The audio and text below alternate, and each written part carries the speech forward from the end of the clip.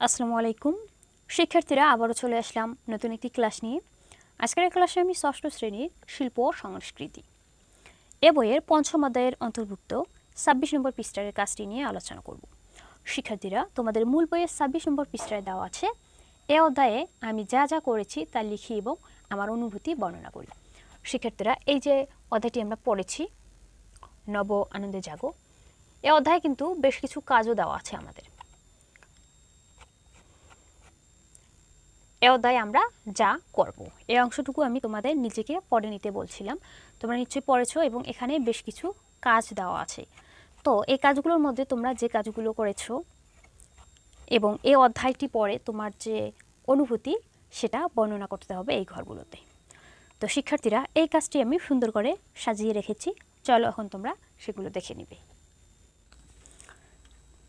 যে কাজগুলো করেছি তার মধ্যে একটি হচ্ছে পহেলা বৈশাখকে কেন্দ্র করে শ্রেণীর বন্ধুরা কয়েকটি দলে ভাগ হয়ে আমাদের এলাকায় যেসব আচার অনুষ্ঠান খাবার দাবারের আয়োজন করা হয় সেগুলো তালিকা তৈরি করেছি এবং তালিকা তৈরির সময় বাবা মা দাদা ও এলাকার বয়স্কদের পরামর্শ নিয়েছি।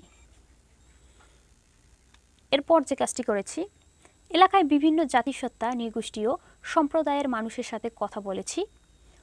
শিক্ষার্থীরা এটি হবে কথা বলেছি, তাদের সাথে আলোচনা করে লোকগাথা, লোকগান, নাটক, যাত্রাপালা, লোকছড়া সহ লোকশিল্প ও সংস্কৃতি সম্পর্কে জেনেছি।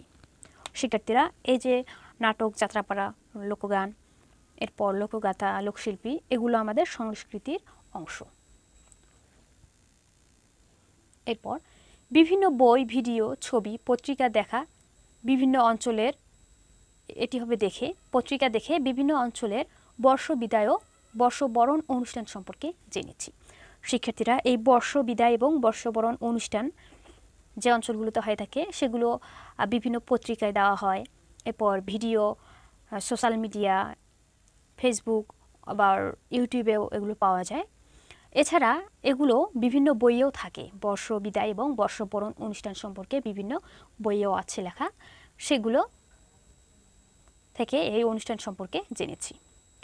আম গাছটির গ্রীষ্মকালীন অবস্থা দেখেছি। আম গাছ গ্রীষ্মকালে কেমন রূপ ধারণ করে, এরপর কালবৈশাখী ঝড় যখন আসে গ্রীষ্মকালের পর তখন তার রূপ কীরকম হয় সেটা দেখেছি।